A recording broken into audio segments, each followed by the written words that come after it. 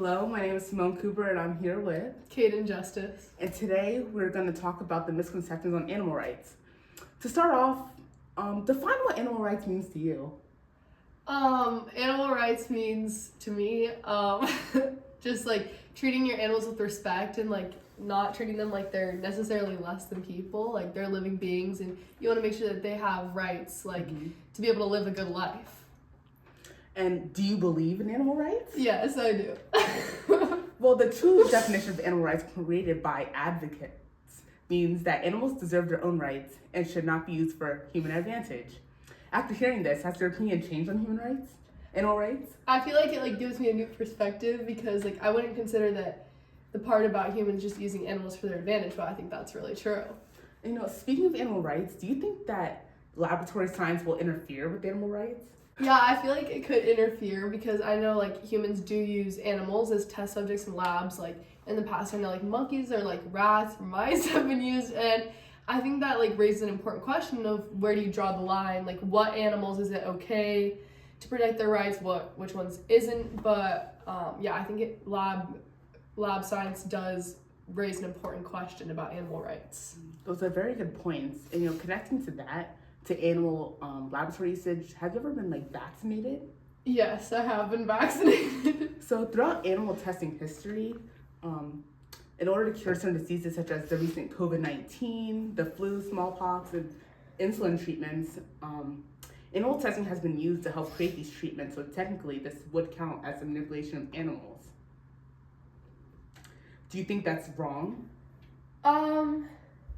I don't think so because I do think certain animals like rats or mice, which are a typical used animal subject for such things like vaccinations, I think that they don't really have complex emotions or big brain.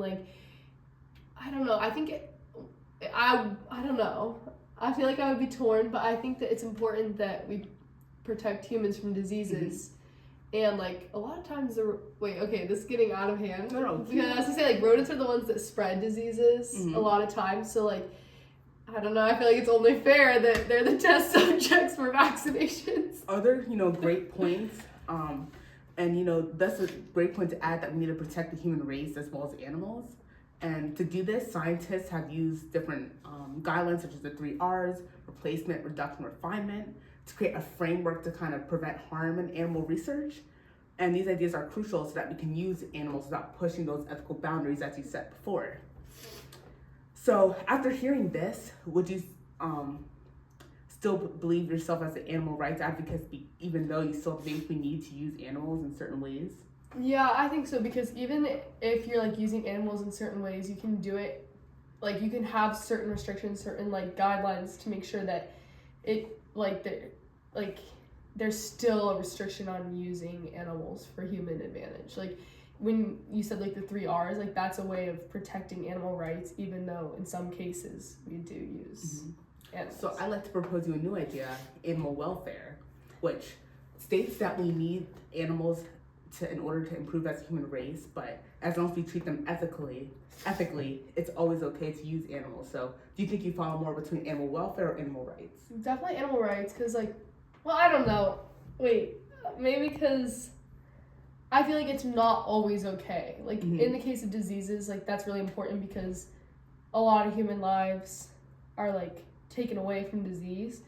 But I think maybe in other cases it's not as necessary to put human benefit above animals. Okay. So there you guys have it. There's always going to be 2 different sides to the same argument. And it really comes down to where do you stand and what do you think animal rights and animal advocacy is. Period.